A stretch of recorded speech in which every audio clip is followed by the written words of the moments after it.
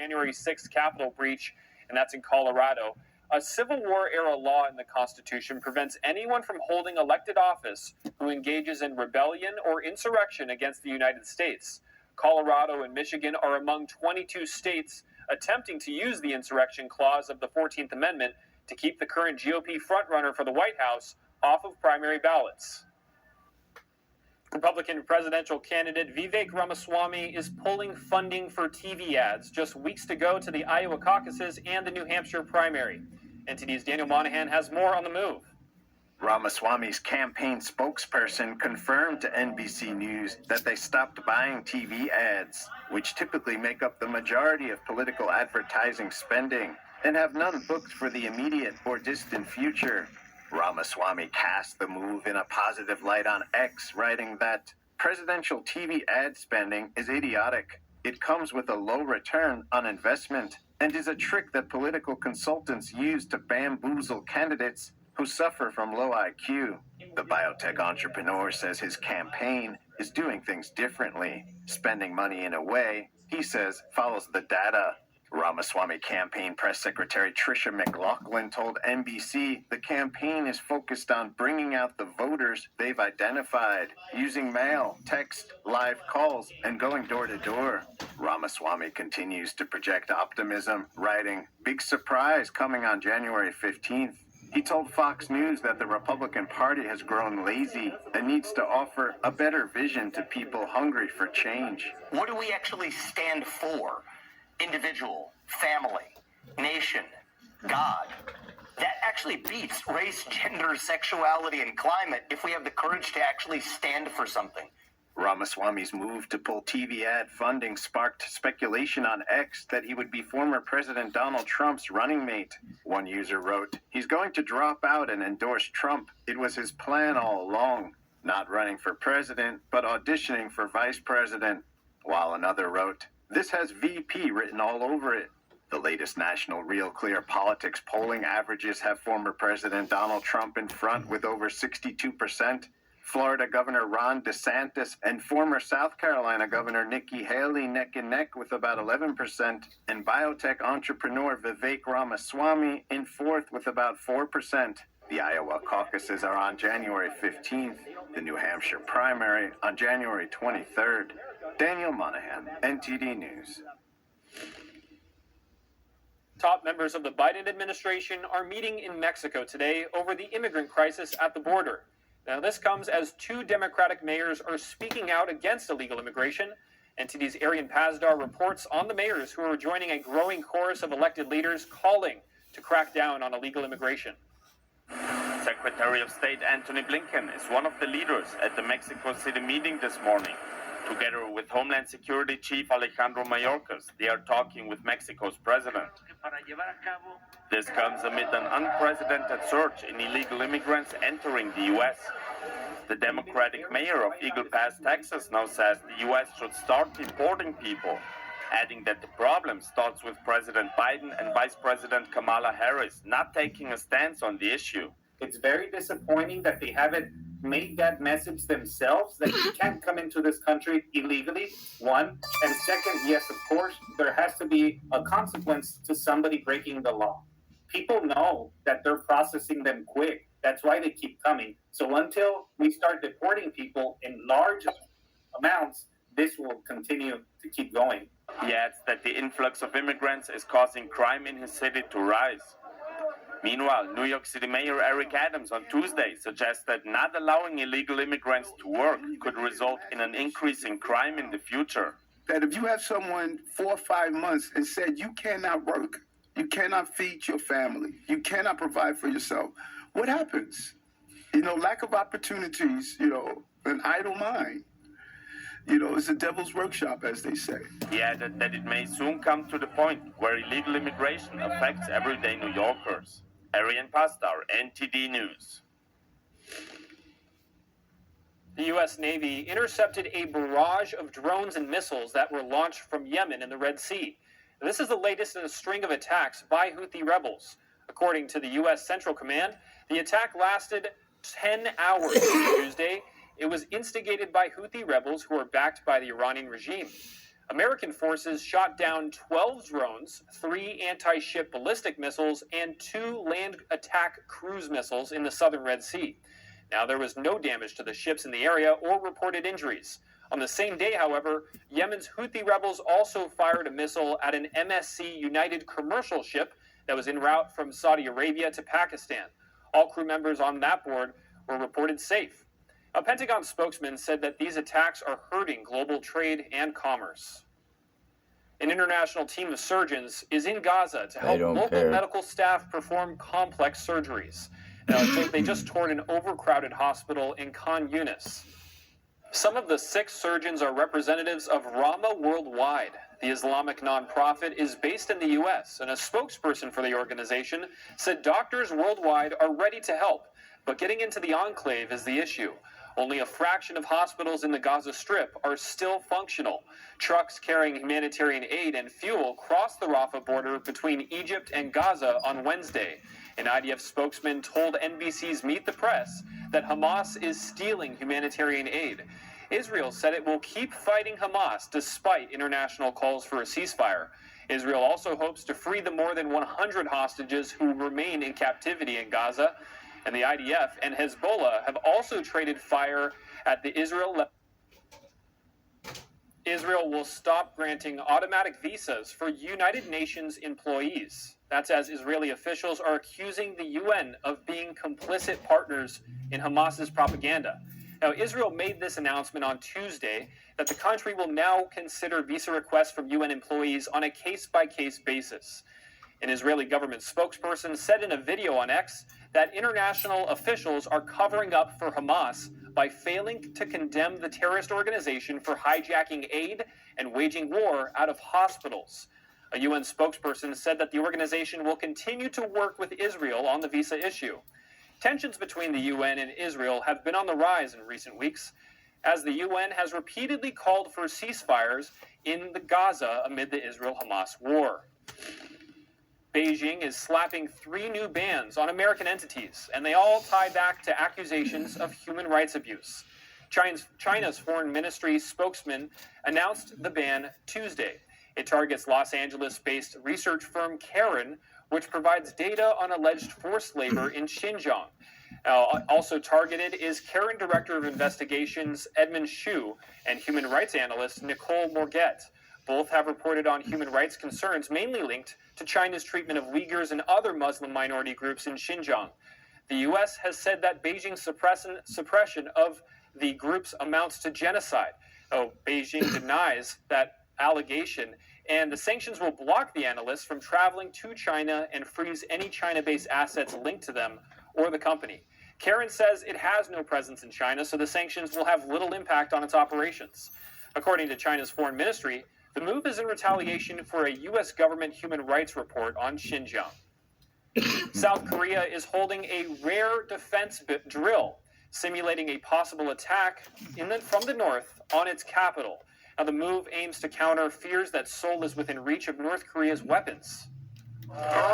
These are rare defense drills in South Korea's capital on Wednesday. Over 1,000 military, police, and emergency personnel joined the exercise that simulated an attack by North Korea on Seoul. It comes after the North tested an intercontinental ballistic missile and launched its first military spy satellite. The capital's mayor Oh Se-hoon cited Hamas' attack on October 7th through towns in Israel, which killed more than 1,200 people. He said it showed that superior military capabilities did not mean much if the enemy mounted a successful unexpected attack. There was a big lesson for us when Israel's world-class advanced defense system helplessly buckled under a surprise attack by Hamas, armed with conventional artillery and primitive means. Wednesday's drills simulated attacks on a water supply facility, telephone network stations, and an underground communications and power cable corridor. Seoul is only 24 miles from the military border with the north. Oh added that it makes the capital particularly susceptible to an attack at any time. The drills came on a day that South Korea imposed new sanctions on 8 North Koreans linked to nuclear and missile programs. The neighbors have clashed at sea, and one of the South's islands has been bombed by the North. But there has been no direct attack on Seoul since the end of the Korean War in 1953. A Florida with rescue workers helping the Holy operator of moly. the semi safely escape from the dangling cab. Investigators believe weather may have been a factor in the cause of the Saturday morning crash that closed down a major section of the Florida Turnpike for most of the day. The driver lost control of his tractor trailer, crashing into a wall, with the end of his rig hanging over the side. Fortunately, though, he was not hurt and was able to spend the holiday with his family. When we come back, the EU is proposing rules for the use of artificial intelligence that's intended to protect its citizens. Some experts warn whether the plan will be enough to prevent the hidden risks of potential misuse of advanced AI. And a new report highlights how inflation is impacting this year's consumer holiday spending in comparison to last year, and what it means going forward of generative AI. Experts are predicting that in 2024, this technology will achieve unprecedented levels of advancement. As for its limits, the European Union is looking ahead. NTD's David Vives reports on the EU's newly proposed rules that intends to protect its citizens from the misuse of AI. Earlier this month, European Union has set a landmark deal on AI regulation. The AI Act is the world's first comprehensive set of rules governing artificial intelligence, including widely used generative AI services such as ChatGPT. The regulations aim to strike a delicate balance, imposing constraints on AI use in Europe without stifling innovation or hindering the growth of future AI technologies in the continent. The urgency behind the AI Act stems from the rapid rise of generative AI, exemplified by ChatGPT's emergence in late 2022. While these technologies showcase AI impressive capabilities, concerns about misuse prompted EU negotiators to devise regulation. The proposed law operates on a risk assessment model, forcing higher-risk AI systems to adhere to greater obligation.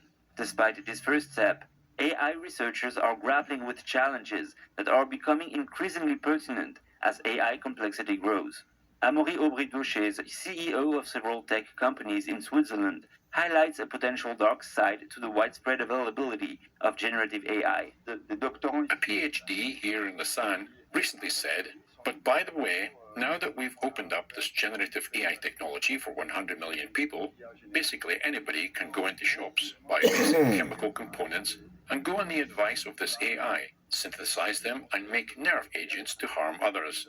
While the potential threat of terrorism exists, broader concerns loom on the horizon. Stanford University researchers believe humans and AI goals may not always be in alignment. This is according to a recently published study titled The AI Regulatory Alignment Problem. The researchers says despite AI regulations, new sets of problems may emerge from AI decisions that could prove to be ineffective or counterproductive to humans.